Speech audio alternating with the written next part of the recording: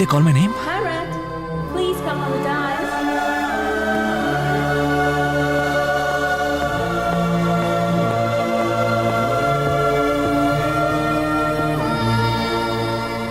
One moment, please. And there is something special about this gentleman. And this is not his first degree, it is his fifth, if I'm not wrong. Bharat, can you tell us what makes you study more and more?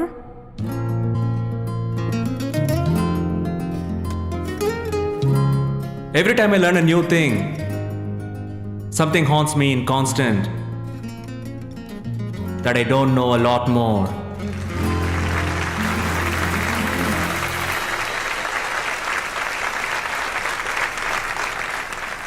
So, what next?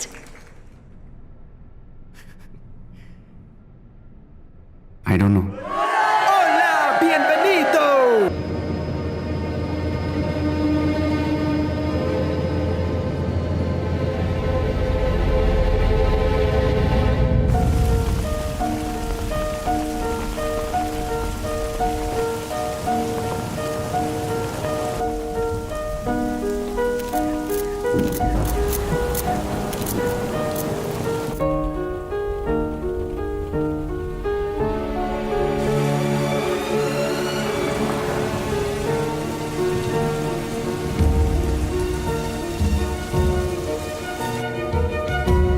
Sir, please.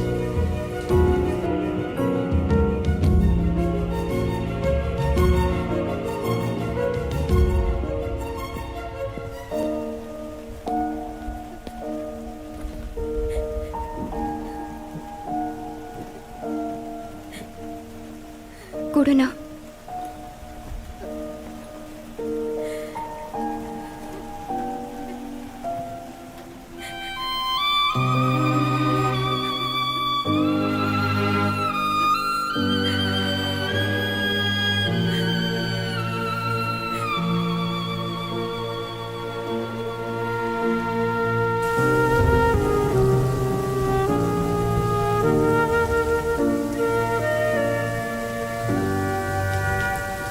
ரொம்ப நாளாவே அவனுக்கு asthma இருந்தது.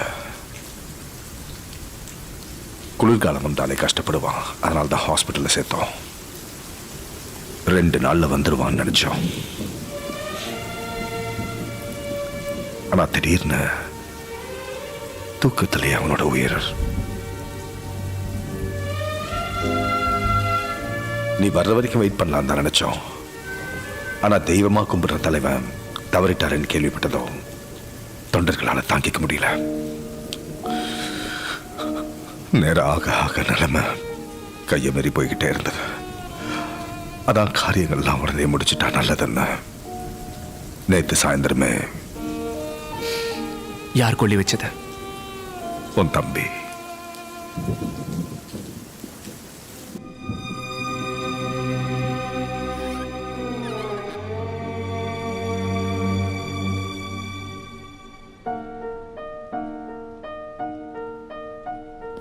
Hi Siddharth,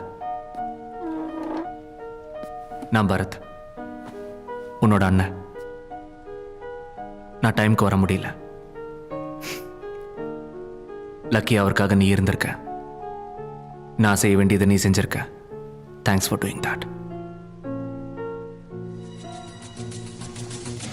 அரசியலில் தற்போது மக்களிடையே ஏற்பட்ட குழப்பத்தை பற்றியும் புதிய முதலமைச்சர் பதவியை யார் ஏற்றுக்கொள்ளப் போகிறார்கள் என்பதை பற்றியும் இப்பொழுது விவாத மேடையில் காணலாம். வணக்கம் சார். புதிய முதலமைச்சரா யார் பதவி ஏற்க போறாங்கன்னு நீங்க நினைக்கிறீங்க? வரதராஜ ஐயா விட்ட வேற யார் வர முடியும்? பெரியவர் கட்சி ஆரம்பிச்சிருந்து கூடவே இருக்கிறவர். அது மட்டும் இல்ல, இந்த நாட்டில் ஒரு மூத்த தலைவரும் கூட. ஆமா ஆமா, என்ன மூத்த தலைவரோ, என்ன பொறுத்த வரைக்கும் ராகவன் சாரோட வைஃப் தான். அண்ணா, ஃப்ரூட்ஸ். தேங்க்ஸ். கட்சியில வேற யார் இருக்கா? மஞ்சு, வந்ததுலேருந்து சித்தார்த் பேசல. ஏதாவது பிரச்சனையா அவனுக்கு? கொஞ்ச நாளாவே அவன் யார்கிட்டயும் பேசுறதில்ல. அப்பா அம்மா கிட்ட கூட. டாக்டர்ஸ்ட்ட காட்டினா எதுவும் ப்ராப்ளம் இல்லை. நாங்க பேசுறதுக்கு பிடிக்கலையோ என்னவோ. ஆனா ட்ரீட்மெண்ட் கொடுத்துட்டு இருக்கோம்.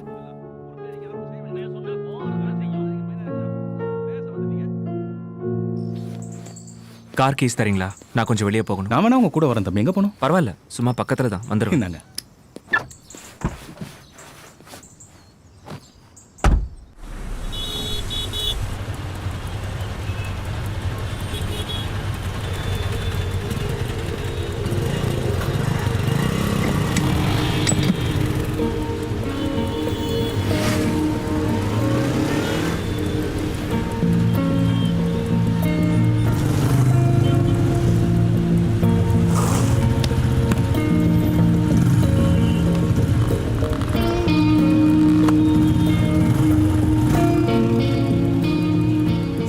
கொஞ்ச நேரத்துல வேலை முடிஞ்சிடும்.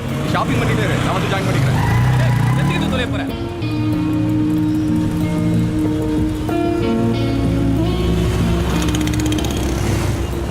ஏய் நில்லு நில்லு நில்லு. ஏய் கண்ணு தெரியாது, சிக்னல் பார்த்து வர மாட்டேன். கூட்டிட்டு போயா.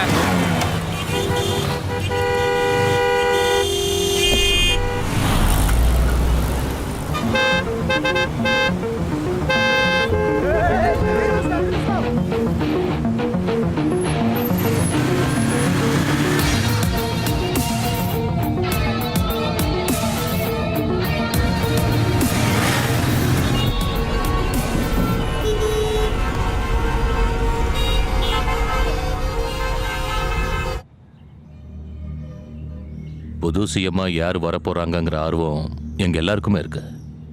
பார்ட்டிக்கு நீங்களும் பெரியவரும் ரெண்டு கண்ணு மாதிரி. நீங்க சிஎம்மா வந்தா எங்களுக்கு சந்தோஷம்தான். ஆனா அந்த சீட்ல உட்கார்றதுக்கு உங்களுக்கு இஷ்டம் இல்லைன்னு எல்லாரும் பேசிக்கிறாங்கண்ணா. அப்படி நீங்க வரலன்னா அடுத்த சிஎம்மா நான் தான் வரணும்னு பார்ட்டியில முக்காவாசி எம்எல்ஏக்கள், கட்சி தொண்டர்கள், என் தொகுதி மக்கள் எல்லாம் ஆசைப்படுறாங்க. உங்க ஆசீர்வாதத்தால தான் இவ்வளவு தூரம் வளர்ந்துருக்கேன். அதனால தான் சுத்தி வளைக்காம உரிமையோடு கேட்டேன். வேற யாராவது வந்து என்னால பார்ட்டி ரெண்டா ஓடிறதுல எனக்கு இஷ்டம் இல்லை. இனி முடிவெடுக்க வேண்டியது உங்க கையில இருக்கு. வரண்ணா. எங்கேயோ கழுசடியா சுத்தி நின்ற என்ன அரசியலுக்கு இட்டுன்னு வந்து மந்திரியாக்கி அழகு பார்த்தீங்க நீங்களும் அந்த பெரிய மனுஷனும். சார், நீங்க தான் புது முதலமைச்சர் ஆகணும்னு எங்க எல்லாருக்கும் ஆசையாகுது. ஆனா ஏன்னு தெரியல, உங்களுக்கு வரதுக்கு இஷ்டம் இல்லைன்னு அங்க இங்கன்னு எல்லாரும் பேசுனுங்கிறானுங்க. அண்ணா, உங்களுக்கு வேணாண்ணா, நீங்க முதலமைச்சர் பதவி மேல ஆசைப்படலன்னா சேவை செய்யணும்னே பிறந்துக்கிற நான் ஆகணும்னு என் தொகுதி எம்எல்ஏங்க, ஜனங்க, தொண்டனுங்க, முக்கியமா என் குடும்ப வாரிசுங்க கெஞ்சி கேட்குறானுங்கண்ணா.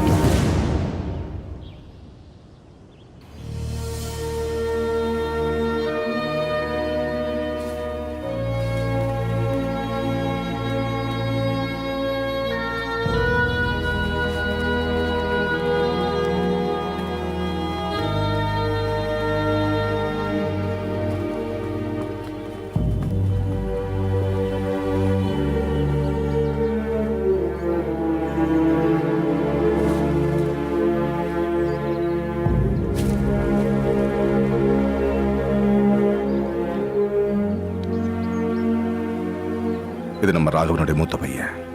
இவர் எதிர்கட்சி தலைவர் கிருஷ்ணமூர்த்தி ஐயா, அவரோட பையன்.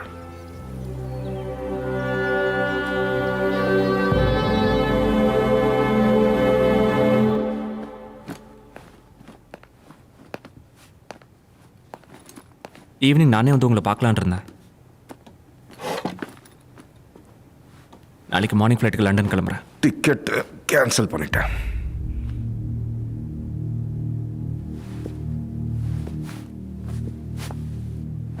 இனி எப்பவும் நீ இங்கே தான் இருக்கணும் பரத். இந்த ஸ்டேட்டோட அடுத்த சிஎம் நீயே தான் இருக்கணும்.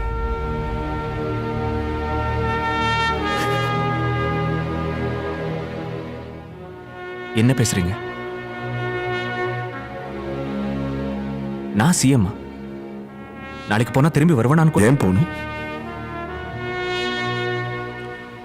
அப்பா இறந்ததுல இருந்து நம்ம கட்சியில கொஞ்சம் குழப்பங்கள் ஜாஸ்தி ஆயிடுச்சு. அதெல்லாம் கண்ட்ரோல் பண்ணணும்னா எனக்கு உன்னை விட்ட வேற வழி தெரியல. எனக்கு எந்த சம்மந்தமும் இல்லை. I don't belong here. ராகவனுடைய பையன் நீ, அதை எப்பவும் மறந்துடாத. அந்த பதவிக்கான தகுதியும் உனக்கு இருக்கு, அதை ஏத்துக்க வேண்டிய பொறுப்பும் இருக்கு.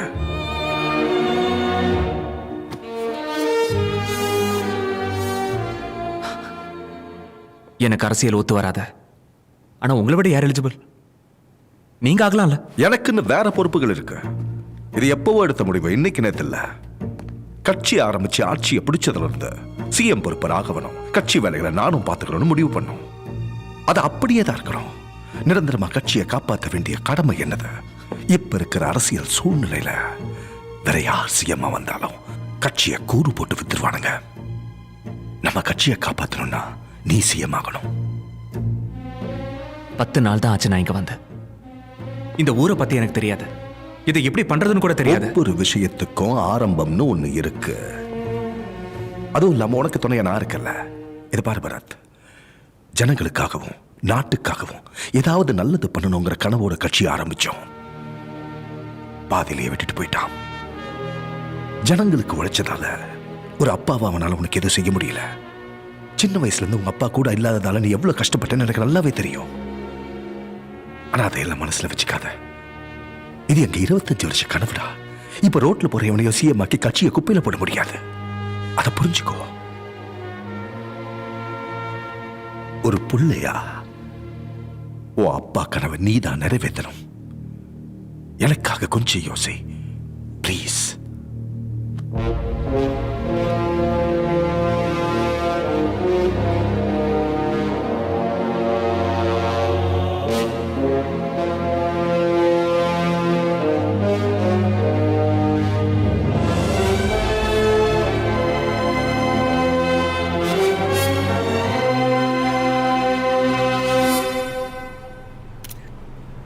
ஹாய்.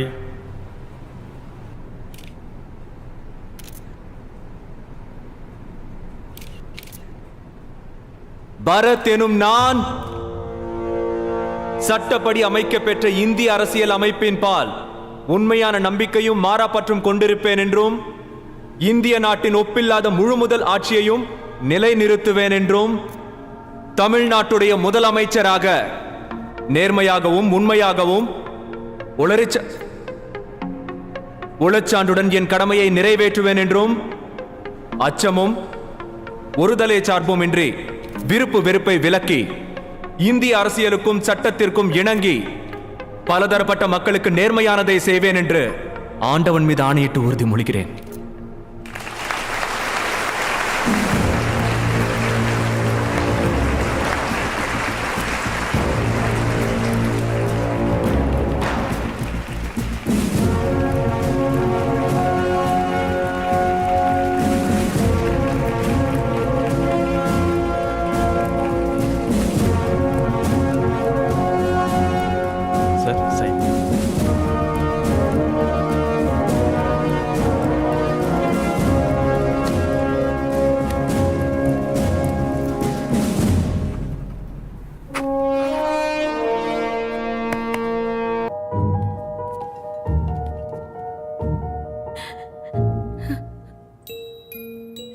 நைட்டு நல்லா தான் சாப்பிட்டு தூங்கிட்டு இருந்தான். என்னாச்சுன்னு தெரியல, திடீர்னு மூச்சு விடுறதுக்கு ரொம்ப கஷ்டப்பட்டான். நாங்கள் பயந்து ஹாஸ்பிட்டலுக்கு கூட்டிகிட்டு வந்துட்டோம். அவர் இனிமேல் நம்ம கூட இல்லைங்கிறத இவனுக்கு எப்படி தான் சொல்லி புரிய வைக்கிறதுன்னு எனக்கு தெரியல. காலையில் டிஸ்சார்ஜ் பண்ணலாம் டாக்டர் சொல்லியிருக்காரு. சித்தார்த் கூட நான் இருக்கேன். நீங்கள் வீட்டுக்கு கிளம்புங்க. நீ ஏன் தம்பி தேவையில்லாமல் கஷ்டப்படணும்? உனக்கு நிறைய வேலை இருக்கும். பரவாயில்ல, நான் இருக்கேன். அம்மாவை கூட்டிட்டு போ.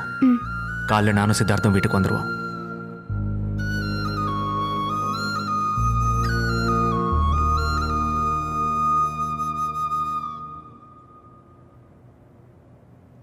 ஹாய். அம்மா பயங்கர டயர்டாகி தூங்கிட்டாங்க.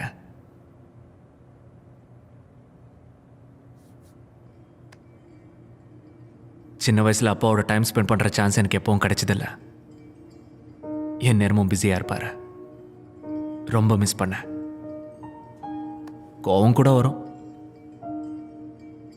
கொஞ்சம் வளர்ந்ததுக்கப்புறம் உங்கள் அப்பா ரொம்ப நல்ல மனுஷன், your father is a great man, you're lucky to be சன்னு எல்லாரும் சொல்ல சொல்ல எனக்கு ஷாக்கிங்காக பட்டுச்சு. கொஞ்சம் லேட்டாக தான் புரிஞ்சுது அது ரொம்ப பெரிய ஜாப்னு. நம்ம ஃப்ரெண்ட்ஸ் ஃபாதர்ஸை விட பெரிய ஜாப், ரொம்ப ரெஸ்பான்சிபிளான job. You know what a complete man is. Let me get this straight.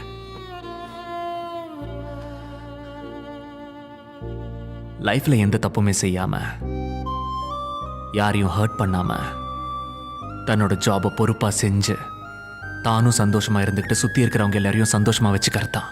Our dad was that. He made us proud. நீயும் நானும் அவர் மாதிரி தான் இருக்கணும். We should make him proud. I think we can do that.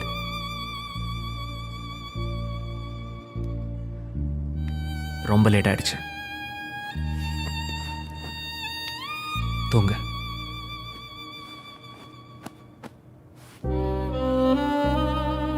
தமிழகத்தின் புதிய முதல்வராக மறைந்த முன்னாள் முதல்வர் திரு ராகவன் அவர்களின் மகன் திரு பரத் இன்று கவர்னர் மாளிகையில் பதவியேற்றுக் கொண்டார். எந்த முன் அனுபவமும் இல்லாமல் நாட்டின் முதல்வராக பொறுப்பேற்றுக் கொண்ட இவர் அரசியலில் இனிவரும் காலங்களில் எப்படி தாக்குப்பிடிக்கப் போகிறார் என்ற பிரச்சனைக்குரிய வாதத்தை அரசியல் விமர்சகர்களும் பொதுமக்களும் தங்கள் கருத்தினை பதிவு செய்துள்ளனர்.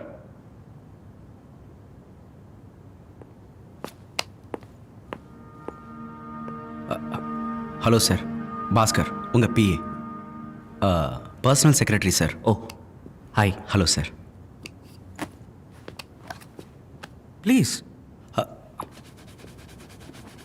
அப்பாவுக்கு கூட ரொம்ப நாளாக நான் தான் பிஏவாக இருந்தேன் சார். என்னது நியூஸ் பேப்பர்ஸா? ஆமாம் சார். எனக்கு தமிழ் படிக்க அவ்வளோவா வராது. Can you read it for me? Yeah sure sir. Just headlines. Okay sir. தமிழக அரசியல் வரலாற்றில் மிக இளவயது முதல்வர், தமிழக அரசியலில் மேலும் ஒரு வாரிசு திரு பரத் முதலமைச்சராக பதவியேற்பு. உளறிச் சான்ற இது வேணாம் சார். என்னது? அது ஒரு சின்ன பத்திரிக்கை சார், அவனுங்க கண்டதை எழுதுவானுங்க. Read it. உளறிச் சான்றிதழின் படி. கோ ஆன், ஃபுல்லாக படிங்க. Okay sir. நேற்று கவர்னர் மாளிகையில் பதவியேற்பு விழாவில் புதிய முதல்வர் பரத் பதவி பிரமாணம் செய்தார். அப்பொழுது உளச்சான்றின்படி என்று கூறுகையில் உளறிச்சான்று என்று கூறி தடுமாறினார் என்பது குறிப்பிடத்தக்கது. உளச்சான்றின்படி என்ற வார்த்தையை உச்சரிக்க முடியாவிட்டாலும் உளச்சான்றின்படி நடந்து கொள்வாரா என்று சமூக வலைதளங்களில் பல்வேறு விவாதங்கள் நடைபெற்று.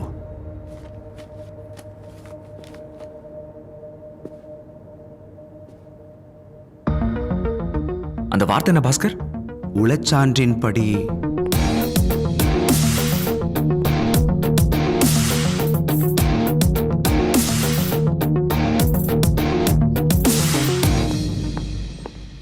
Good morning, sir. I'm Mukhtar, your Chief Security Officer. Hello, Mukhtar. Sir, please, sir.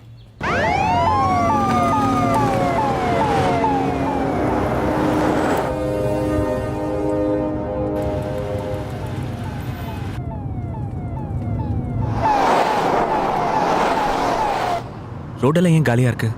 Traffic black பண்ணியிருக்கீங்களா? அது சிஎம் கான்வாய் போகும்போது அப்படி தான் பண்ணுவாங்க. எதுக்கு?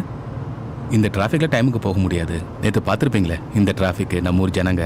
அவங்களுக்காக தான் சார் நீங்கள் வேலை பார்க்குறீங்க. அவங்க வேலை சீக்கிரம் முடியணும்னா அவங்க கொஞ்சம் நேரம் காத்துக்கிட்டு தான் இருக்கணும்.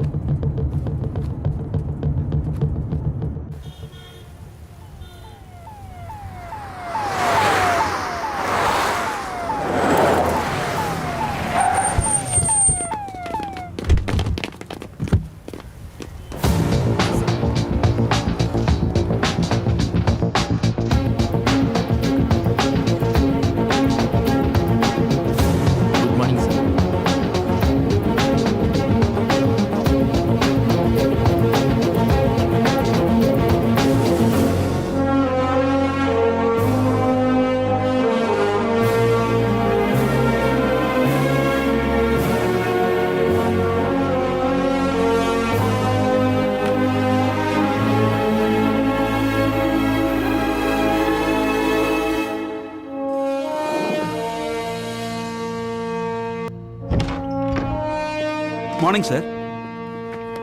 Welcome, sir. I am Srinivasan, Chief Secretary. Thank you. Please. Thank you, sir. Thank you, sir. This is your personal team, sir. எந்த டிபார்ட்மெண்ட்டாக இருந்தாலும் எந்த விஷயமா இருந்தாலும் they will assist you, sir. Thank you, gentlemen. நான் சிஎம் எப்படி ஆனங்கிற கதை உங்கள் எல்லாருக்கும் தெரிஞ்சிருக்கும். டு பி ஆனஸ்ட், இந்த நாட்டை பற்றியோ இந்த ஜாபை பற்றியோ எனக்கு எதுவும் தெரியாது. Yeah, it's true. I know it's a pity. எல்லா விஷயத்திலும் நீங்கள் எல்லாரும் என் கூட இருந்து எனக்கு ஹெல்ப் பண்ணணும். Trust me, I'm a very fast learner. நான் ரொம்ப சீக்கிரமாக கற்றுக்குவேன். என்னால் முடிஞ்ச வரைக்கும் I'll be perfect and make all of you proud. We are all here for you, sir. All the best. நாளைக்கு மார்னிங் ஃபர்ஸ்ட் ஒரு கான்ஃபரன்ஸ் அரேஞ்ச் பண்ணி we will address all the key issues, sir. அது எல்லாத்துக்கும் முன்னாடி இந்த traffic problems பற்றி தெரிஞ்சுக்க நினைக்கிறேன். Right, sir. அது சம்மந்தப்பட்ட ஆஃபீஸர்ஸ் கூட மீட்டிங் அரேஞ்ச் பண்ண முடியுமா? Sure, sir. நாளைக்கு மார்னிங் உங்களுக்கு ஓகே தானே சார்? ஏன் இன்னைக்கு முடியாதா? Sir right no. Sure, sir. Sir, Mr. Arun Kumar, Traffic Commissioner. Hi. And this is his team. Hello, sir. Take your seats. Sir.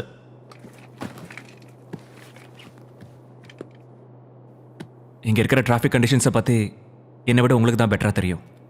Terrible. Can I say disasters? Yes sir. Why? Population ரொம்ப ஜாஸ்தி sir. ஜனங்களை control பண்ணுறது கஷ்டம். It's very tough. அவ்வளோ பெரிய population இருக்கிறதால தானே we need more planning and discipline. I'm sorry to say this. காட்டுல மிருகங்களா இன்னும் ஆர்கனைஸ்டா சுத்திக்கிட்டு இருக்கு. ஃபுட்பாத்ல ஜனங்க பைக் ஓட்டிட்டு போறத பார்த்தேன். We are trying our best, sir. Are you? Yes, sir. How? நிறைய பேட்ரோல்ஸ் கொண்டு வரோம், ஒன் வேஸ் பண்ணுறோம், டிராஃபிக் சிக்னல்ஸும் அதிகரிக்கிறோம், மக்களுக்கு விழிப்புணர்வு ஏற்படுத்த நிறைய விளம்பரங்களும் பண்ணிட்டு இருக்கோம். What about fines? Sir, fines charges என்னன்னு கேட்குறேன். டிரைவிங் லைசன்ஸ் இல்லாமல் வண்டி ஓட்டினா 500 rupees sir for 2, 3 and 4 wheelers. 10,000 ஆக்குங்க சார் 10,000. Signal jumping 1000 sir. 20,000 ஆக்குங்க. டிரைவிங் பண்ணும்போது மொபைலில் பேசினா 1000 சார். 25 ஓகேவா? Yeah 25. Rash and negligent violation 1000 sir. 30,000. New ரேஷியோக்கு மாற்றி ஈவினிங் எனக்கு லிஸ்ட் அனுப்புனீங்கன்னா வில் இஷ்யூ என்னது? ஜியோ சார். யா ஜியோ இஷ்யூ பண்ணிடலாம். சார், இந்த விஷயத்தில் நீங்கள் கொஞ்சம் டிஸ்கஸ் பண்ணி முடிவெடுத்தா நல்லாயிருக்கும். இத்தனை நாளாக தானே செஞ்சுருக்கீங்க, ஏதாவது மாறி இருக்கு? But it is wise to rethink. ஜனங்க பயந்துருவாங்க சார். நான் வந்த இந்த கொஞ்ச நாளில் அது யாருக்கும் இருக்கிறதா தெரியலையே ஸ்ரீனிவாசன் சார். பயம். We are living in a society. இங்க இருக்கிற ஒவ்வொருத்தருக்கும் பயமும் பொறுப்பும் இருந்தே தீரணும்.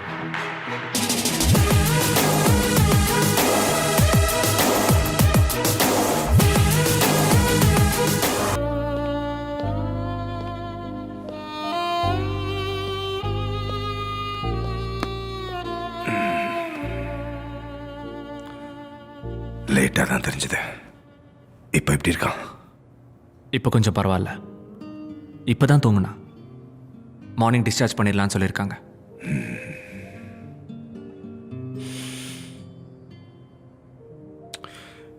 அவன் நீ எதுக்கு? வேற யாரும் இல்லையா? இல்லை, நான் தான் இருக்கேன்னு சொன்னேன்.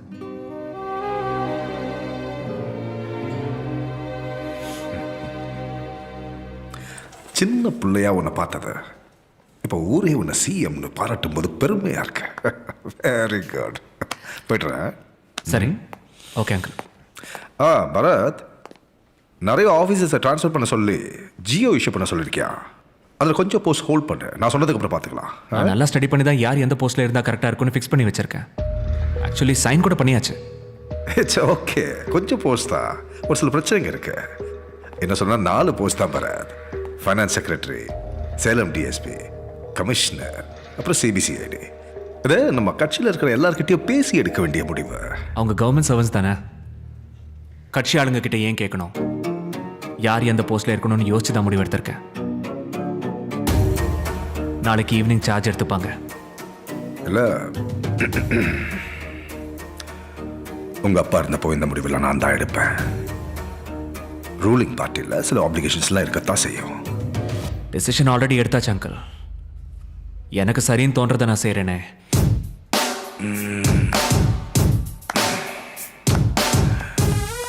சரி, இந்த சிபிசிஐடி நம்ம வேற ஏதாவது பேசலாமே.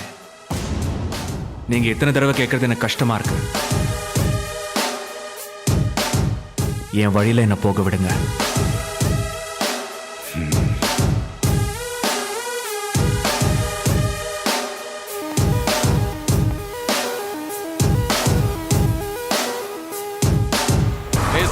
என்னங்க இது? ஓரங்கட்டுங்க. 20,000 ரூபாய் ஃபைனு கட்டிடுங்க. 20,000மா? அது என் ஒரு மாசம் சம்பளம் சார்.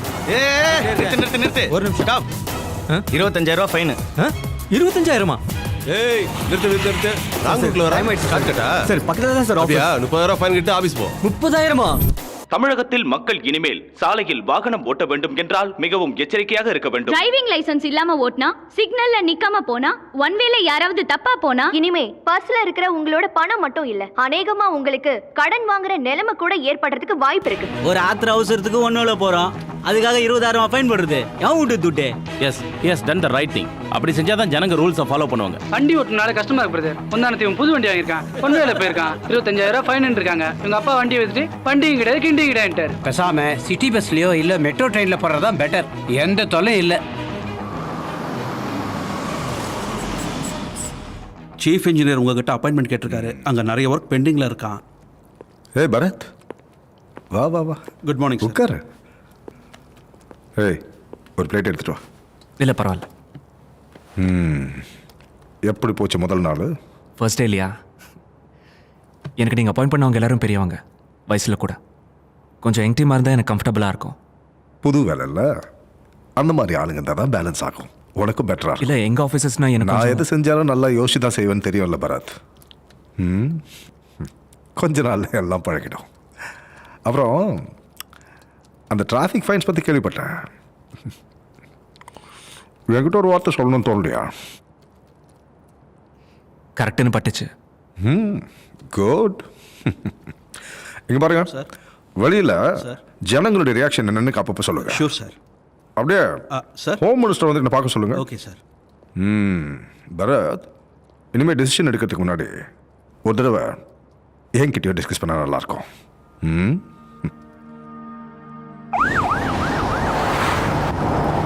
டிராஃபிக் ஃபைன்ஸ் விஷயத்தில் எல்லாரும் என்ன சொல்கிறாங்க பாஸ்கர்? பதறி போயிருக்காங்க சார் எல்லாரும்.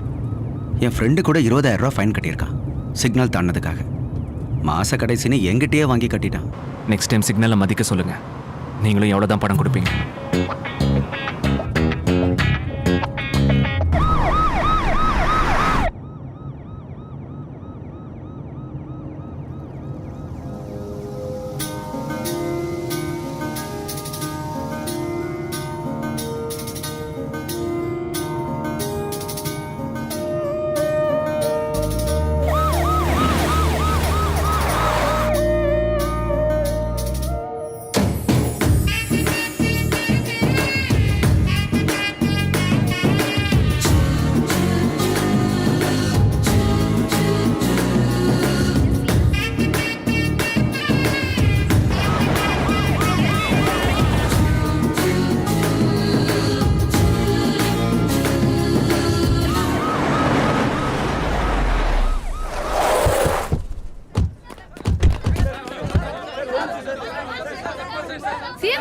நீங்க போட்டிருக்கிற டிராஃபிக் ஃபைன்ஸ் பத்தி ஜனங்கள்லாம் என்ன பேசிக்கிறாங்கன்னு உங்களுக்கு தெரியுமா சார்? சார், எதுக்காக இவ்வளவு கடுமையான தண்டனை கொண்டு வந்தீங்கன்னு சொல்லுங்க சார். இது ஜனநாயகமா இல்ல சர்வாதிகாரமானே தெரியல. உங்க இஷ்டத்துக்கு நீங்களே முடிவு எடுக்கிறீங்க. உளறி சான்றுன்னு எழுதின பத்திரிக்கைக்காரன் சார். அவனை விடுங்க சார், நீங்கள் வாங்க போகலாம்.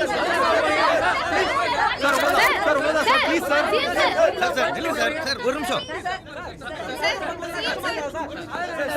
டிராஃபிக் ஃபைன்ஸ்னால மக்கள் எல்லாம் ரொம்ப கோவமா இருக்காங்க. 10,000, 20,000, 30,000 என்ன சார் இது? சாதாரண பொதுமக்களின் ஃபைனை எப்படி சார் சொல்லுங்க சார், யார் கூடயாவது கலந்து பேசி இந்த முடிவு எடுத்தீங்களா இல்ல உங்க இஷ்டத்துக்கு நீங்களே இப்படி பண்ணீங்களா? ஏன் சார் ஜனங்களை சாகடிக்கிறீங்க?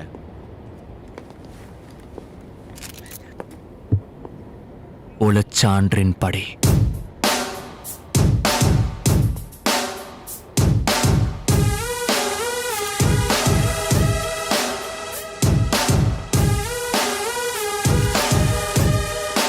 சிபிசிஐடி போதிய சாட்சியங்களை சமர்ப்பிக்காதது பொதுமக்களிடையே பல கேள்விகளை எழுப்பியுள்ளது. ஏல எனக்கு வயசு 65 இது வரைக்கும் எந்த அரசியல ஜெயிலுக்கு போயிருக்கானா?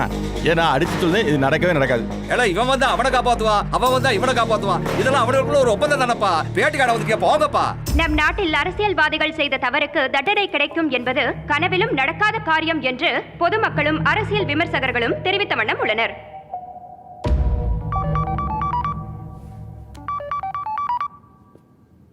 ஹலோ, இன்னைக்கு சாயந்தரம் வீட்டில் ஒரு பார்ட்டிக்கு அரேஞ்ச் பண்ணியிருக்கேன். முக்கியமானவங்க அத்தனை பேரை வராங்க. அந்த நேரத்தில் நீ கண்டிப்பாக இங்கே இருக்கணும். வேற எந்த வேலையை வச்சுக்காம வந்துரு. நான் காத்துக்கிட்டு இருப்பேன்.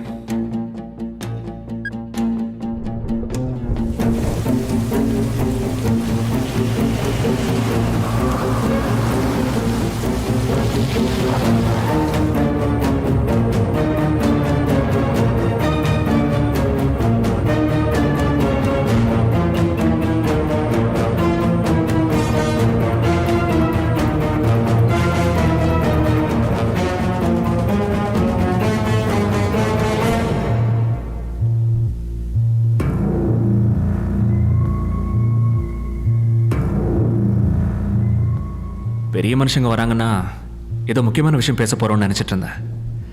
இதுக்கு தானா? அதை நீ சிஎமானதை கொண்டாடுறதுக்கு எல்லாரையும் கூப்பிட்டு ஒரு விருந்து கொடுக்கணும்னு நினச்சிக்கிட்டு இருந்தேன். அதனால தான் இன்னைக்கு எல்லாரையும் வர வச்சேன்.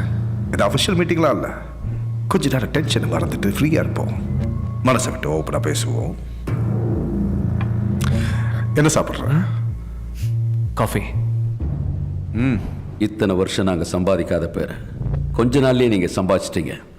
உங்கள் ஜாதகம் அப்படி. அரசியலில் இந்த மாதிரி ஒரு அதிர்ஷ்டம் யாருக்குமே கிடைக்காது. உங்க ஆட்சியில ஜனங்களை ஆட்டி வச்சிங்க, அதிகாரிகளை ஆட்டி வச்சிங்க, வியாபாரிகளை ஆட்டி வச்சிங்க, கான்ட்ராக்டர்ஸ் ஆட்டி வச்சிங்க. அது கூட பரவாயில்ல. ஆனா அரசியல்வாதிகளை ஆட்டி வைக்க நினைச்சா தாங்க மாட்டீங்க. நீங்க அதிகாரத்தில் இருக்கும்போது எங்களையும், நாங்க அதிகாரத்தில் இருக்கும்போது உங்களையும் அனுசரிக்கணுங்கிறது ஒரு அக்ரிமெண்ட். கேள்விப்பட்டிருக்க அரசியல்னா சாக்கடைன்னு. அது எந்த அளவுக்கு நாரி போச்சுன்னு இப்பதான் தெரியுது. தெளிவா சொல்றேன், கேட்டுக்கங்க. வெளியே நாங்க சொல்றத நீங்க தப்புன்னு சொல்லுவீங்க, நீங்க சொல்றத நாங்க தப்புன்னு சொல்லுவோம். பப்ளிக்கா அடிச்சுப்போம், திட்டிப்போம். இதெல்லாம் மக்களுக்கு என்ன தெரியவா போகுது? மக்கள் அப்படியே இருக்கட்டும், நாம இப்படியே இருப்போம் ப்ரோ. நல்லது செய்யணும்னா மட்டும் அடிச்சுப்போம், திட்டிப்போம். கிரிமினல் வேறனா நம்ம எல்லாரும் ஒன்னாயிடணும். மக்கள் அப்படியே இருக்கணும், நாம இப்படி இருக்கணுமா? நாம மக்கள் கிடையாதா? மனுஷங்களே இல்லையா? வேற ஏதோ ஜந்து போல. தம்பி, சமாதானத்துக்கு தான் கூப்பிட்டுக்கிறாங்க உங்களை. பிரச்சனையாக்கி விட்டுறாதீங்க. பார்ட்டியை மெயின்டைன் பண்ணோம், பப்ளிக்கை மெயின்டைன் பண்ணோம், ஃபேமிலியை மெயின்டைன் பண்ணோம். இது எல்லாத்தையும் மெயின்டைன் பண்ணிட்டு சம்பாதிக்க கூடாதுன்றீங்க, கணக்கு வேற காட்டணும்ன்றீங்க. நாசமா போயிடுவோம். கடவுளே வந்தாலும் காப்பாற்ற முடியாது. ஒரு எம்எல்ஏக்கு 2 லட்சம் ரூபாய்க்கு மேல சம்பளம், free bills, free allowances, free phones, free house. இதுக்கு மேல மெயின்டெனன்ஸ் எதுக்கு? அப்போ எங்களுக்கு வெறும் சம்பளம் தானா? எம்எல்ஏவும் எம்பியும் சம்பளம் மட்டும் தான் வாங்கணுமா?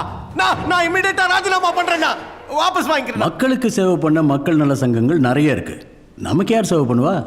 நம்ம வேலை நிரந்தரம் கூட கிடையாது. பதவியில் இருக்கிற கொஞ்ச நாள்ல 4 காசை சம்பாரிச்சிட்டா ஏதோ வாழ்க்கையை ஓட்டலாம்ல. சார், 50 வருஷமா விவசாயிங்க பிரச்சனைக்காக நான் போராட்டம் பண்ணிக்கிட்டு தான் இருக்கேன். இது வரைக்கும் தீர்வு கிடைக்கவே இல்லை. அப்படி இருந்தும் நான் போராட்டத்தை நிறுத்த மாட்டேன். தீர்வும் கிடைக்கக்கூடாது. ராத்திரியோட ராத்திரியா எல்லா பிரச்சனைக்கும் முடிவு கிடைச்சிட்டா நாம எப்படி பிழைக்கிறது? வந்ததுலேருந்து நாம எப்படி பிழைக்க போறோம், நம்ம பார்ட்டி என்ன ஆக போகுதுங்கிற பேச்சு தான். ஜனங்க என்ன ஆக போறாங்கன்னு ஒருத்தரும் யோசிக்கிறதில்ல. இப்ப என்ன உங்களுக்கு ஒரு 70 வயசு இருக்குமா? 78 தம்பி. ஒருவேளை அடுத்த வருஷம் ஏப்ரல் மாதம் 2 டிகிரி அதிகம் வெயில் அடிச்சா நீங்க செத்து போகிறதுக்கான வாய்ப்பு இருக்கு சார். வாழ்க்கையை எப்படி ஓட்டுறதுன்னு கேட்குறீங்களா? இனி வாழ போறவங்களோட வாழ்க்கையை விவசாயிகளை நம்பி தான் இருக்குன்னு யோசிச்சிருக்கீங்களா? இத்தனை நாள் அரசியலில் இருக்கிற நாங்கள் எல்லாரும் என்ன லூசா? உனக்கு இஷ்டம் இல்லை வேண்டான்னு சொல்லியும் எங்களை மீறி உனக்கு அந்த சீட்டை கொடுத்தார் அவர். அவர் உன் மேல வச்சிருந்த நம்பிக்கைக்கு இதான நீ காட்டுற நன்றி, விசுவாசம்.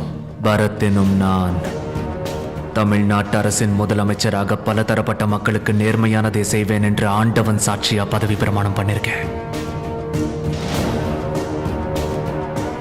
என் விசுவாசம் நேர்மை எல்லாம் அவங்களுக்கு தான். பிரமாணம் வருஷக்கணக்கா எல்லாரும் செஞ்சுட்டு இருக்கோம். பிரமாணம் அதெல்லாம் அப்பவே காத்துல கரைஞ்சிடும். நீங்க காத்துல கரைஞ்சிருங்கிறீங்க, ஆனா நான் பண்ண பிரமாணம் எப்பவும் என் மூச்சு காத்துல இருக்கும்னு சொல்றேன்.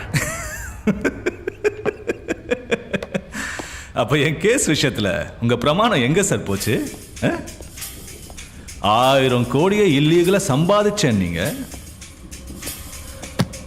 மக்கள் பணத்தை கொள்ளை அடிச்சேன் நீங்க, நிலத்தை அடிச்சு புடுங்கினேன் நீங்க, கொலை பண்ண நீங்க. கேஸ சிபிசிஐடி வச்சு விசாரிச்சிங்க, அவ்வளவுதான். எல்லாம் முடிஞ்சு போச்சு. ஹாப்பியா இங்க உட்கார்ந்து குடிச்சு. முடிஞ்சு போச்சுன்னு யார் சொன்னது? அப்படி யார் சொன்னாலும் நம்பிடாத. பரத், அரசியல்ல ஒரு சில நேரங்கள்ல இந்த மாதிரிலாம் நடக்கத்தான் செய்யும். இந்த கேஸ்ல இருந்து அவன் தப்பிச்சான்னு சொல்றதை விட நீ தப்பிச்சேன்னு சொல்றது தான் பொருந்தும். நீ பண்ற வேலைகளால மக்களுக்கு உன் மேல இருக்கிற மரியாதையோ நம்பிக்கையோ அதிகமாகிட்டே தான் போகுது. ஆனா ஒரு ஸ்டேஜ் தாண்டிட்டா அவங்க உங்ககிட்ட நிறைய எதிர்பார்ப்பாங்க. அப்ப என்ன பண்ணுவ? இந்த கேஸை நீ கண்டுக்காம விட்டா என்ன நடக்கும் நினைக்கிறேன்? மக்களுக்கு உன் மேல இருக்கிற நம்பிக்கை கொஞ்சம் குறையும். மற்ற அரசியல்வாதி மாதிரி தான் இவனும் 2 நாள் திட்டுவாங்க, அப்புறம் அவங்க வேலையை பார்த்துட்டு போறாங்க. மக்களுக்கு மறதி தேசிய வியாதி. அரசியல் ஏது நிரந்தர எதிரி? எல்லாரும் நண்பர்கள் தான். இந்த திருட்டு பையில காப்பாத்தி ஏதோ பெருசா சாதிச்ச மாதிரி ஃபீல் பண்றீங்க.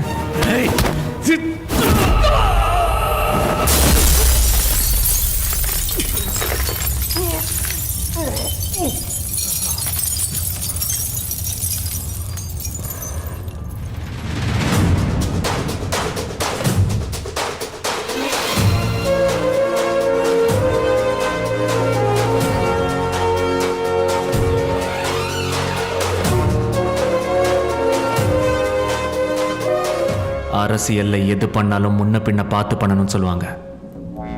என் முன்னாடி கிளாஸ் டேபிள் இருக்கிறத பார்க்கலையா ப்ரோ?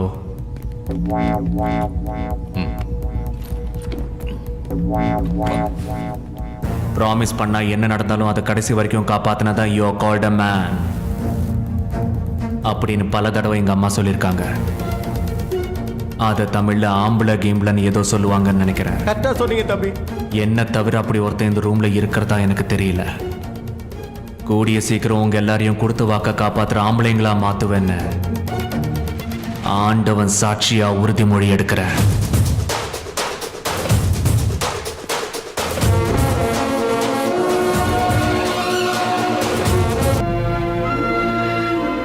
இந்த அவை தொடங்குவதற்கு முன் சட்டசபைக்கு வருகை தந்துள்ள நமது புதிய முதலமைச்சர் திரு பரத் அவர்களுக்கு அவை சார்பாக என் உளமார்ந்த வாழ்த்துக்களை தெரிவித்துக் கொள்கிறேன்.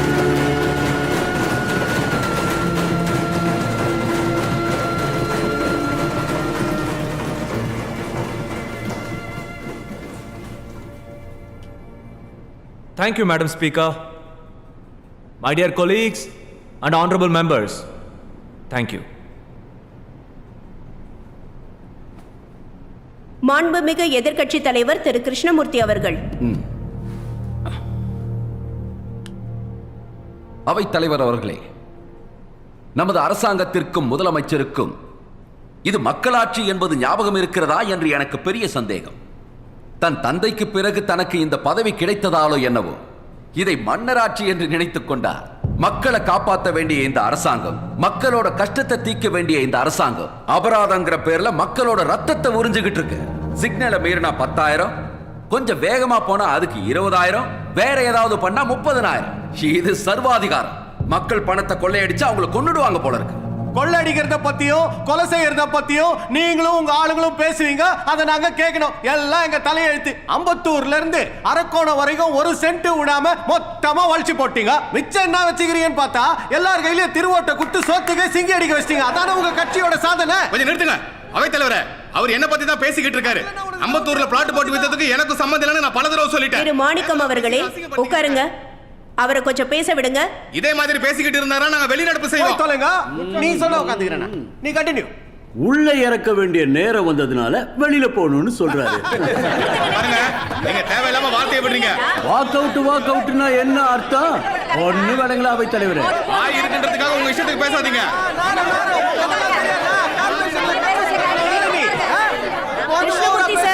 Krishnamurthy sir, please sit down. இங்க பாருங்க, இங்க வந்தது உங்களோட சொந்த கதையும் சோக கதையும் கேட்கறதுக்காக இல்ல, ஜனங்களுக்கு நியாயம் கேட்கறதுக்காக வந்திருக்கோம்.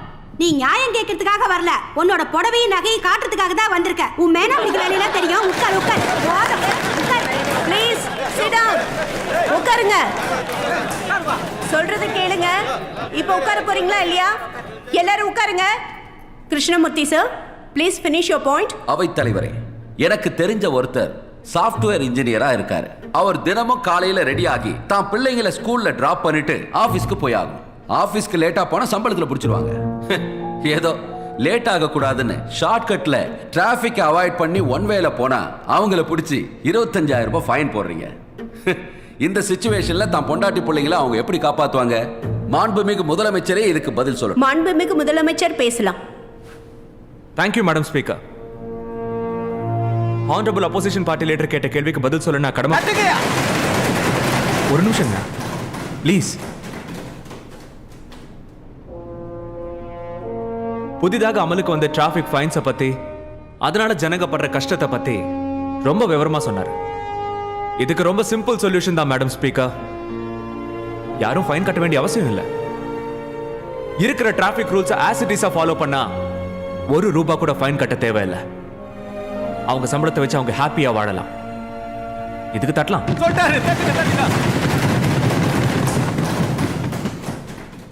எதிர்கட்சி தலைவர் அவருக்கு தெரிஞ்ச சாஃப்ட்வேர் இன்ஜினியர் பத்தி ஏதோ சொன்னாரு. அவசரத்துல ஒன் வேல போயிருக்காராம், பாவம் ஃபைன் கட்டினாராம். இந்த மாசம் எப்படி சமாளிக்க போறாருன்னு. சம்பளத்துல பிடிச்சா என்ன சார், கொஞ்சம் செலவை குறைச்சிக்கிட்டா அடுத்த மாசம் சேலரி வந்துட போகுது. ஆனா அவர் போன வழியில ஏதாவது ஒரு வெஹிக்கிள் வந்து அவரை இடிச்சிருந்தா அவங்க ஃபேமிலி வாழ்க்கை முழுக்க எப்படி சமாளிப்பாங்கன்னு நீங்க யோசிக்கணும். ஜனங்க ஓட்டு போட்டு நம்மளை இங்க உட்கார வச்சிருக்கிறது அவங்களுக்கு நல்லது செய்யதானே தவிர அவங்க தப்பு பண்ணாலும் சப்போர்ட் பண்றதுக்கு கிடையாது. நான் அப்பாவோட காரியத்துக்கு வந்த புதுசுல ஒரு 2 வீக்ஸ் தனியாவே ஊர்ல சுத்திக்கிட்டு இருந்தேன். நான் பார்த்தது, எனக்கு புரிஞ்சது என்னன்னா, இங்க இருக்கிற யாருக்கும் ஒரு பர்சன் கூட அக்கௌண்டபிலிட்டி இல்லை. இதுக்கு தமிழ்ல பொறுப்புடைமைன்னு சொல்லுவாங்களாம். நான் வந்து இந்த கொஞ்ச நாள்ல அது எந்த விஷயத்திலையும் எந்த ஒருத்தர்கிட்டயும் நான் பார்த்ததே இல்லை. I want to bring that back, Madam Speaker. I want to bring that back. நான் இந்த இடத்துக்கு எந்த சம்மந்தமும் இல்லாத ஒரு சமுதாயத்தில் வளர்ந்தவன் மேடம் ஸ்பீக்கர். அங்க அரசாங்கத்துக்கும் மக்களுக்கும் இருக்க வேண்டிய பயமும் பொறுப்பும் இருக்கு. They responsible, they accountable, and they made their lives beautiful. ஆனா நமக்கு ஒழுக்கங்கிறது இல்லவே இல்லை. எங்கனாலும் எது வேணாலும் செய்யலாம். எதுலயும் குவாலிட்டி இல்லை. பயமே இல்லாம எல்லாத்துலயும் கலப்படம் செய்யலாம். It's really shocking madam speaker. 100 கோடிக்கும் மேல பாப்புலேஷன் இருக்கிற நாட்டில் ஒரு சிஸ்டம் இப்படியா ரன் பண்ணணும்? இவ்வளோ கேவலமாவா வாழணும்? அவை தலைவரே, அவர் கேவலன் சொல்றது எங்களை தான். ஒரு சிஎம்ஆ இருந்துகிட்டு இந்த அளவு நாகரிகம் இல்லாம பேசக்கூடாது. இதை நாங்க எல்லாரும் வன்மையா கண்டிக்கிறோம். இவர் பேசினதை ரெக்கார்ட்ல இருந்து நீக்கியே ஆகணும். It's a fact and it has to be on record, Madam Speaker.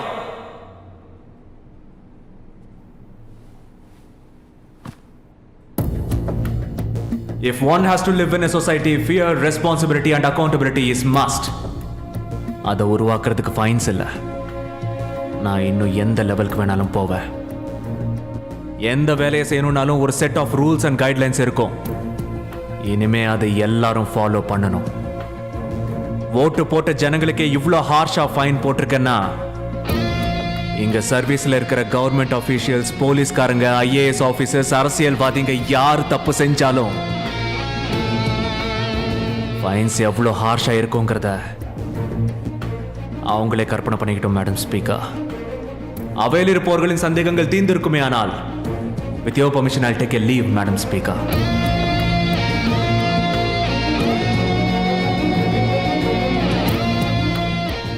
தப்பு நடக்குதுன்னு கொஞ்சம் ஸ்ட்ரிக்டா இருந்தா அதை சரியாக்கலான்னு நினைச்சா மன்னர் ஆட்சி ஞாபகம் வந்ததில்லை உங்களுக்கு? ஆனா எனக்கு மட்டும் சின்ன வயசுல தப்பு செஞ்சா கண்டிச்ச எங்க அம்மா அப்பா ஞாபகம் வருவாங்க சார்.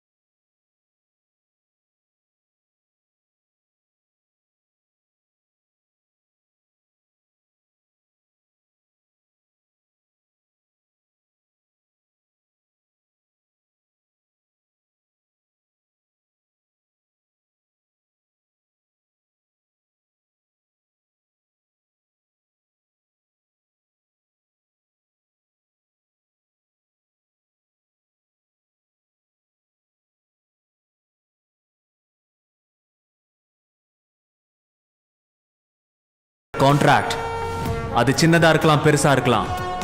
அதை பத்தி எந்த நேரத்திலையும் கேள்வி கேட்கிற உரிமை அரசாங்கத்துக்கு மட்டும் இல்லாம பொதுமக்களுக்கும் கண்டிப்பா இருக்கு.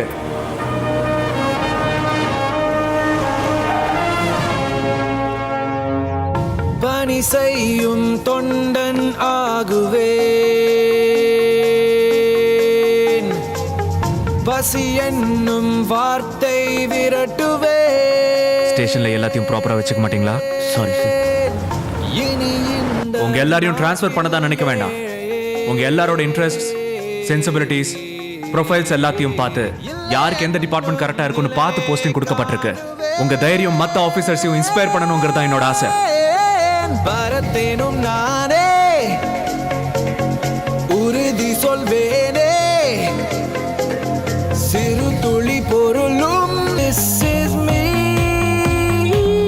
வருமானத்திற்கு அதிகமாக சொத்து குவித்த வழக்கிலும் பல ஊழல் வழக்கிலும் குற்றம் சாட்டப்பட்டுள்ள பிரபல தொழிலதிபரும் எதிர்க்கட்சி தலைவர் கிருஷ்ணமூர்த்தியின் மகனுமான மனோகர் இப்பொழுது சர்ச்சையில் சிக்கியுள்ளார். தனது கம்பெனிக்காக 800 ஏக்கருக்கும் மேற்பட்ட அரசுக்கு சொந்தமான நிலங்களை அவர் ஆக்கிரமிப்பு செய்துள்ளார் என்று பல என்ஜிஓக்கள் குற்றம் சாட்டியுள்ளனர்.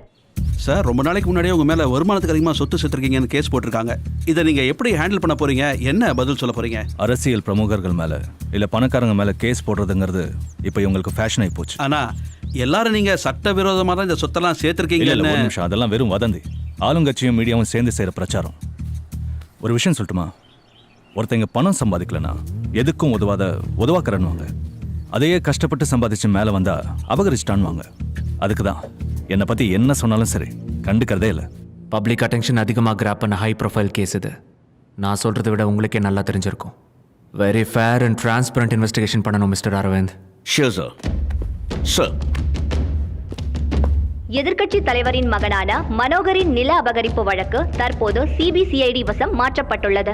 இதன் காரணமாக தமிழக அரசின் இப்போதைய சூழல் சூடுபிடிக்க ஆரம்பித்துள்ளது. புதிய முதலமைச்சர் பரத் எடுத்த இந்த முடிவை கண்டு பல தரப்பினரும் அவருக்கு வாழ்த்துக்கள் தெரிவித்தனர். இருந்த போதிலும் அரசியல் பிரமுகர்களுக்கு இடையே இது பெரிய கலக்கத்தை ஏற்படுத்தியுள்ளது. அதிகாரிகளிலும் வியாபாரிகளிலும் கான்ட்ராக்டர்களிலும் ஊழல் செய்தவர்களை ஒழித்தே ஆக வேண்டும் என்று முடிவெடுத்துள்ள முதலமைச்சர் பரத் தற்போது அவரின் கவனம் அரசியல் பிரமுகர்களின் பக்கம் திரும்பி இருப்பதே அரசியல் உலகின் முக்கிய செய்தி.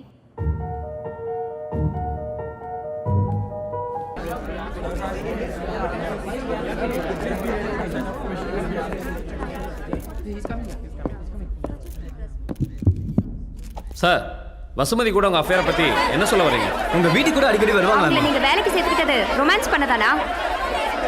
ஒரு 10 நிமிஷம் நீங்க எல்லாரும் பொறுமையா இருந்தீங்கன்னா உங்க எல்லாரோட கேள்விக்கும் நான் பதில் சொல்வேன். 10 நிமிஷம் சைலண்டா இருங்க. நான் தமிழ்நாட்டின் முதலமைச்சர் பதவியில் 5 மாசம் 13 நாள் இருந்திருக்கேன். அது ஒன்றும் அவ்வளோ கம்மி டைம் இல்லை. 5 மாசம் கையில் அதிகாரம் இருந்தா என்னென்ன செய்யலாம் தெரியுமா?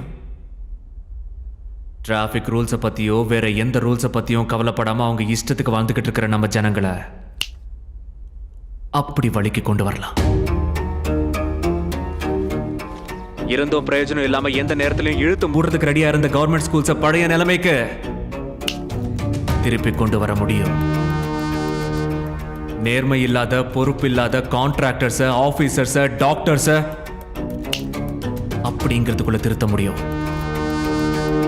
எந்த பார்ட்டி அதிகாரத்துக்கு வந்தாலும் இந்த சட்டமும் நியாயமும் சாமானிய மக்களுக்கு தான், எங்களுக்கு இல்லைன்னு மனசாட்சியே இல்லாம அக்கிரமம் பண்ணிக்கிட்டு இருக்கிற தப்பான அரசியல்வாதிகளை, சாரி அந்த தீவிரவாதிகளை எப்படி பயமுறுத்த முடியும் தெரியுமா? Like this. ஒரு தடவை ஆட்சியை பிடிச்சிட்டா போதும். மக்களுக்கு சேவை பண்றதா அவங்க வேலைங்கிறத மறந்து போய் அவங்கள பயமுறுத்தி பொழைச்சிட்டு இருக்கிற அந்த ரவுடி அரசியல்வாதிகளை அவங்க ஊருக்கே போய் ஒண்ணுக்கு போக வைக்க முடியும். காலங்காலமா இங்க யாருக்குமே தெரியாத கிராமவாசிகளோட கஷ்டத்தை இனி அவங்க கிராம எல்லையை தாண்டாம அவங்களுக்கு அவங்களே தீர்த்துக்கிற மாதிரி உண்மையான கிராம சுயாட்சி அதிகாரத்தை தர முடியும். எனக்கு தெரியாத விஷயத்த ஐ டோன்ட் நோ அப்படின்னு ஒத்துக்க முடியும். But for the first time in my life, I can confidently say this. I know. 5 மாசம் 13 நாள் அதிகாரத்தில் இருந்தே இவ்வளோ செய்ய முடியும்னா 5 வருஷம் 10 வருஷம் அதிகாரம் கிடைச்சா எவ்வளோ அற்புதங்களை செய்ய முடியும். I know this.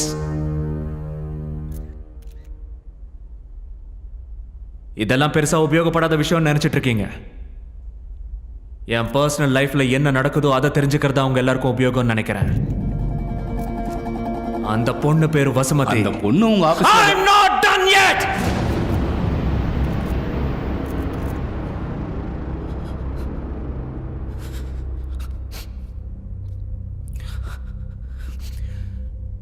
வசுமதி ஒரு மிடில் கிளாஸ் பொண்ணு, நல்ல பொண்ணு. இங்க இருக்கிற நிறைய பேரோட பொண்ணு மாதிரி தனக்கு பிடிச்சவனும் தன்னை புரிஞ்சுக்கிறவனும் கிடைச்சா தான் வாழ்க்கை இன்னும் நல்லா இருக்கும்னு கனவு காண்ற ஒரு சாதாரண பொண்ணு. வசுமதியை பார்த்த உடனே எனக்கு பிடிச்சிருச்சு. சின்ன வயசுல எங்க அம்மா இறந்த உடனே என் வாழ்க்கையில ஏதோ தெரியாத ஒரு குறை. ஆனா வசுமதி வந்ததுக்கு அப்புறம் அந்த குறையெல்லாம் போய் ஏதோ ஒரு சந்தோஷம். இன்ஃபேக்ட் அந்த பொண்ணு என் பக்கத்துல இருந்தப்பதான் நான் 2 மடங்கு உற்சாகமா வேலை செஞ்சேன். என்ன அப்படி மாத்தின பொண்ண என் பக்கத்திலேயே வச்சுக்கணும். But I could not. உங்களால உங்க எல்லாருக்கும் வெக்கமா இல்ல? உங்களுக்கும் தான். அந்த பொண்ணை பத்தி ஒரு விஷயம் சொல்லட்டுமா? நான் அவளை லவ் பண்றேன்னு தெரிஞ்சோ, நான் அவளை கல்யாணம் பண்ணிக்குவேன்னு தெரிஞ்சிருந்தோம் கூட she used to call me sir. ஒருவேளை கல்யாணத்துக்கு அப்புறமும் சார்னு தான் கூப்பிடுவாளோ என்னமோ. அதுதான் அவ நான் இருந்த பதவிக்கும் அந்த ஆபீஸ்க்கும் கொடுக்கிற மரியாதை. ஆனா இப்போ நீங்க you called us something else, didn't you? Paint ஹவுஸ்ல அது என்னது? பெயிண்ட் ஹவுஸில் மன்மத லீலை ஒரு பெரிய மனுஷன் எழுதியிருக்காரு.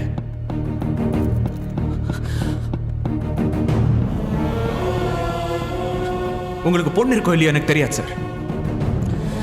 இருந்தா பெட்ரூம்ல தான் புருஷனோட குடும்பம் நடத்துறது இந்த மாதிரி அசிங்கமா உங்களால எழுத முடியுமா சுபதின சுப்பிரமணியம் சார்?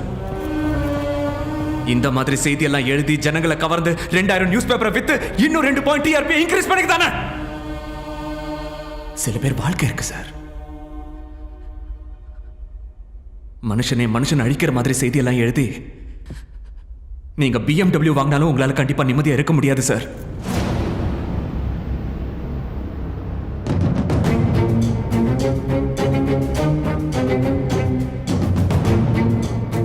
இந்த வாரம் முழுக்க என் மேலையும் வசுமதி மேலையும் நீங்க காமிச்ச ஆத்திரத்தையும் உற்சாகத்தையும் உங்களை சுத்தி இருக்கிற பிரச்சனைங்க மேல காமிச்சிருந்தீங்கன்னா உங்க வாழ்க்கை அப்படி மாறி இருக்கும் சார். கிணத்து தவளை மாதிரி எங்க வாழ்க்கை இப்படிதான் இருக்கும்னு நீங்க நம்புனீங்கன்னா நீங்க தேர்ந்தெடுத்த அரசியல்வாதிங்க பாம்பா அவங்க கூட இருப்பாங்க. ஒவ்வொரு நாளும் நீங்க செத்து தான் வாழணும். நீங்க என்ன கேட்கணுமோ அதை இப்ப கேட்கலாம்.